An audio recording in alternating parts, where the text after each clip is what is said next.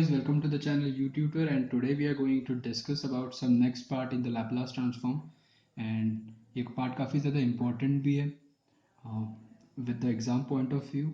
So we are going to start with the application of Laplace transform. Basically, in the application of Laplace transform, we just have to apply Laplace transform, Laplace inverse in the same problem. Okay, so let's get started. Basically, we have example here as d square x upon dt square plus 3d of x upon dt plus 2x function of t e to the power 2t. This is our example, correct? Now here we have given with a condition that is x of 0 will be 0 and x dash of 0 will be 0. तो ये x of 0 और x dash of 0 हमें 0 क्यों दिया गया है ये हम आगे देखते हैं. ओके, सो कि बेसिकली आंसर सोल्यूशन के लिए पहला आपका एक स्टेप है कि आप जो दोनों साइड दिए दैट इज LHS एंड RHS, करेक्ट, दोनों पे आप लैपलास ट्रांसफॉर्म लगा दो. तो applying Laplace on both the sides we will get dt square plus 3 Laplace of dx upon dt plus 2 Laplace of x of t, correct, and then Laplace of e to the power 2t. Basically applying Laplace on both side, correct. उसके बाद Laplace को जब आप apply करते हो तो क्योंकि ये प्लस है तो मैंने पहले से ही सेपरेट कर दिया आपको. लैपलास इसके लिए और इसके लिए तीनों के लिए सेपरेट हो जाएगा, करेक्ट. उसके बाद लैपलास ऑफ दिस के लिए पूरा एक फॉर्मूला ही है आपके पास that is S square X of S minus S X of 0 minus X dash of 0,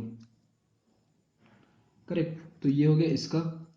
next thing is plus 3 आपका बाहर है, dx बाई dt का लैपलास हो गया आपका s x of s minus x of 0, correct. तो ये हो गया इसके लिए प्लस. नाउ फॉर 2 लैपलास तो इसके लिए होगा x of s is equals to इसका लैपलास क्या होगा आपके लिए 1 अपॉन s माइनस 2. ओके, उसके बाद नेक्स्ट स्टेप. अब यहाँ पे जो आपको पहली बार कंडीशन दिया गया था x of 0 equals to 0 and x dash of 0 equals to 0, so आप उसको यहाँ पे पुट कर दो. सो आपको क्या मिलेगा, तो ये जो पूरा टर्म है ये 0 हो जाएगा, ये पूरा टर्म 0, उसके बाद ये भी टर्म 0 और बाकी जो बचेगा वो आप लिख लेते हैं S square X of S, ये term 0 plus 3 S of X of S plus 2x of s equals to 1 minus s minus 2, correct. तो ये हो गया आपका फर्स्ट स्टेप. फिर ये हो गया आपका सेकेंड स्टेप और ये फाइनली आपके पास आ गया थर्ड स्टेप. थर्ड स्टेप में आपके पास कंप्लीट ये आ चुका है. Okay, now the next step is कि आप इनमें से कॉमन क्या ले सकते हो. x ऑफ s तीनों इसमें कॉमन है तो मैंने उनमें से x ऑफ s को मैंने कॉमन ले लिया. सो मेरे पास बचा ब्रैकेट में x S square plus 3s plus 2, correct. उसके बाद वो हो गया 1 अपॉन s माइनस 2, करेक्ट. उसके बाद नेक्स्ट स्टेप है कि आपको फाइंड क्या करना है फाइनली. x ऑफ s को आपने एज इट इज रखा equals to 1 upon s minus 2 then s square plus 3s plus 2, correct. तो ये हो गया आपका फोर्थ स्टेप और आपने जब उसको कॉमन किया तो ये हो गया आपका फिफ्थ स्टेप, करेक्ट. उसके बाद आपके पास ये दोनों टर्म्स आ गए तो आपने फर्स्ट स्टेप में जो किया था, ओके. उसके बाद सेकेंड स्टेप, थर्ड, फोर्थ और fifth.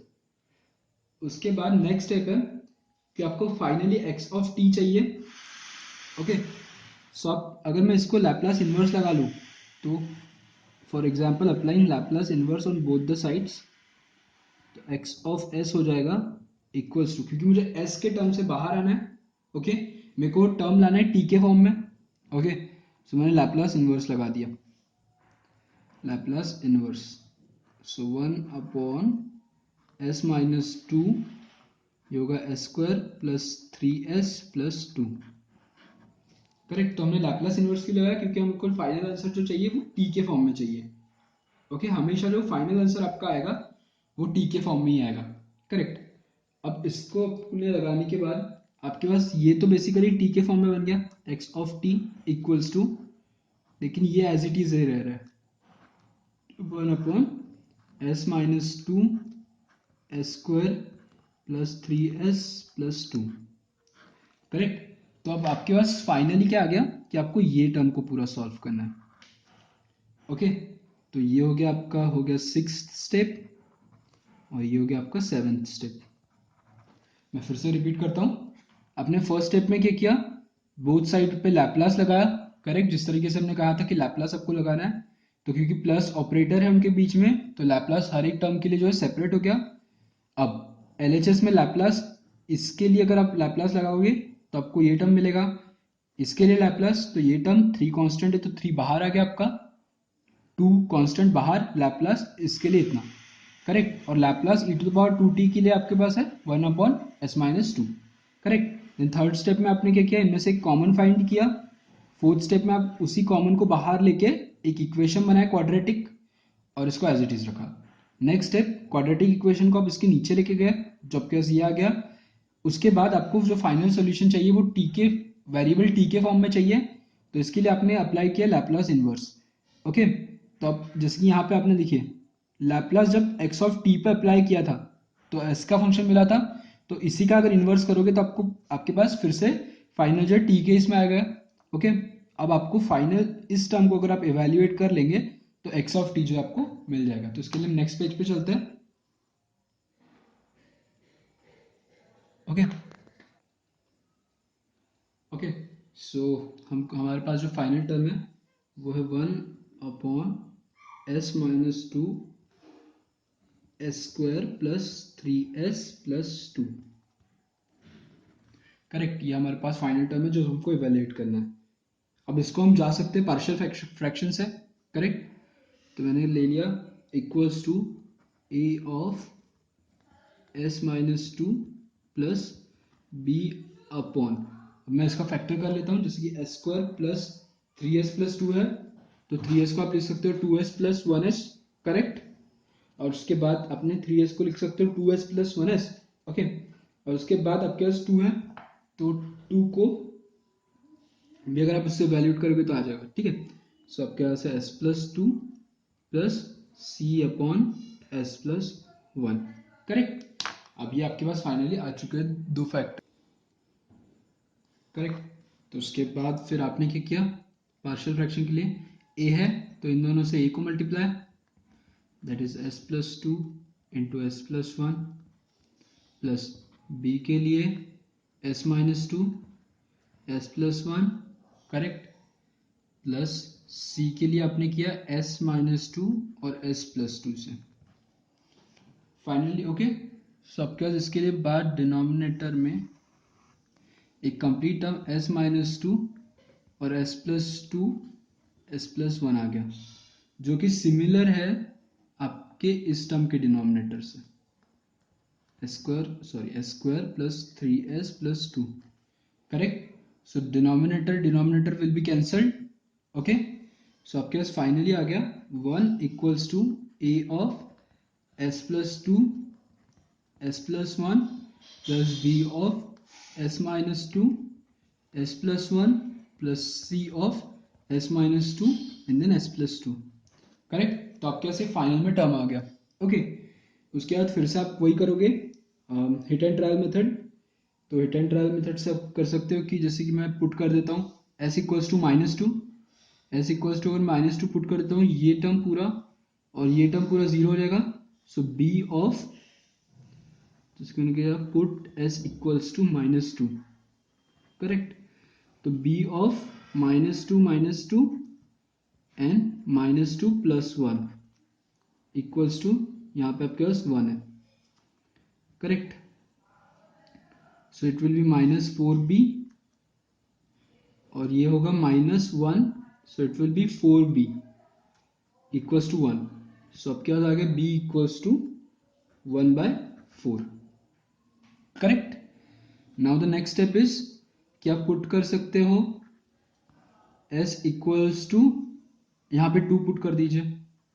If you put s equals to 2 तो ये वाला टर्म 0 हो गया, तो b वाला और c वाला टर्म भी 0 हो गया आपका। सो आपके पास आएगा a, 2 + 2 will be 4 and 2 + 1 will be 3, correct, 1. So it will be 4a, 4 into 3 a, it will be 4 3 is a 12, 12a equals to 1. So a will be your 1/12, correct. Similar way से अगर आप c calculate करते हो तो c आपके पास आएगा -1/3, जो मैंने कैलकुलेट कर लिया है, करेक्ट। सो अभी बस आपके पास a, b और c आ चुके हैं। सो आप a और b, c को यहाँ इस इक्वेशन में पुट कर दो, जो आपके पास है a equals to 1/12 into s-2, correct, plus b will be your 1/4, so 1/4 into s + 2 plus जो आपका c है वो है -1/3 अपॉन s + 1, करेक्ट। तो आपको फिर से रिपीट कर देता हूँ। पार्शियल फ्रैक्शन के लिए आपको इन दोनों को इससे, ये दोनों को इससे और ये दोनों को c से मल्टीप्लाई किया, डिनोमिनेटर ये आ गया, डिनोमिनेटर सेम है, कैंसिल हो गए। सो फाइनली आपके पास ये कंप्लीट इक्वेशन आ गया। तो ये हो गया आपका यहाँ से सेकेंड स्टेप हो गया, ये फर्स्ट स्टेप था। देन ये हो गया आपका थर्ड स्टेप, करेक्ट। फिर ये कुछ बेसिक से स्टेप्स हैं जिनसे आपको a और b और c की वैल्यू मिल जाएगी। तो ये फोर्थ, फिफ्थ और ये sixth step, correct. Seventh step में आपने क्या किया, ये जो फाइनल है आपका वो आपके पास आ गया। ये टोटल इक्वेशन इक्वल्स है किसके, इस टर्म के, जो है आपका s-2 s² + 3s + 2, जो कि आपको कैलकुलेट करना था, करेक्ट। अब आपके पास फाइनली ये दो आ चुके हैं। अब आपको जो है फाइनल करना है वो है आपको लैप्लास इनवर्स, करेक्ट। सो आपको इसमें लैप्लास इनवर्स लगाना है, क्योंकि ये s का टर्म है, सभी टर्म s के है। सो मैं लैप्लास इनवर्स अगर लगा देता हूं तो s के टर्म जो है वो t में कन्वर्ट हो जाएंगे। सो मैंने लगा दिया Laplace inverse of 1/s-2 s² + 3s + 2, correct, equals to. So मेरे पास है 1/12 बाहर निकल चुका है।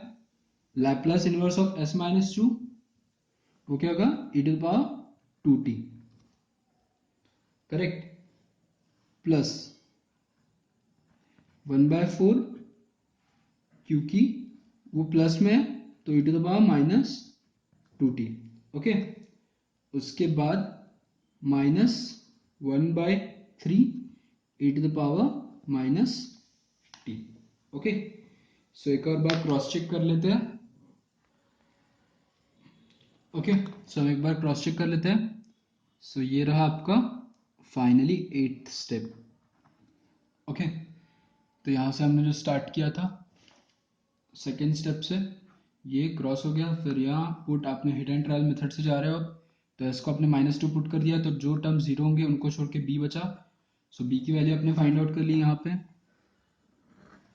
ओके। उसी मेथड से फिर आपने a की वैल्यू फाइंड आउट कर ली, और फिर उसी मेथड से आपने c को फाइंड आउट कर लिया। फिर इन तीनों को आपने पुट कर दिया उस ऊपर वाली इक्वेशन में। Let me handle the camera, okay, that's cool, okay. So आपने यहाँ पुट कर दिया a, b और c को। सो आपके पास फाइनली क्या आ गया, Laplace inverse of this term equals to ये फाइनल आंसर। और जैसे मैं फर्स्ट पेज की तरफ आपको लेके जाता हूँ, करेक्ट। सो आपको यहाँ पे x ऑफ t के लिए क्या फाइंड करना था, इसी टर्म का लैप्लास इनवर्स।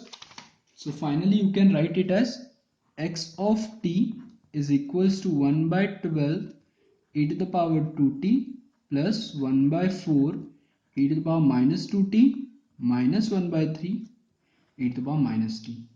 सो ये हो गया आपके लिए फाइनल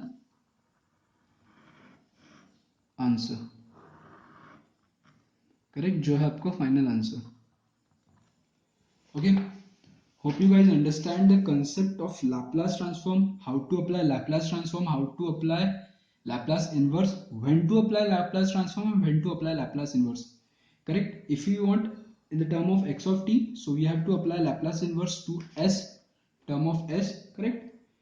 So अगर आपको वीडियो पसंद आया तो लाइक कीजिए और शेयर कीजिए अपने फ्रेंड्स के साथ और सब्सक्राइब करना बिल्कुल मत भूलिएगा।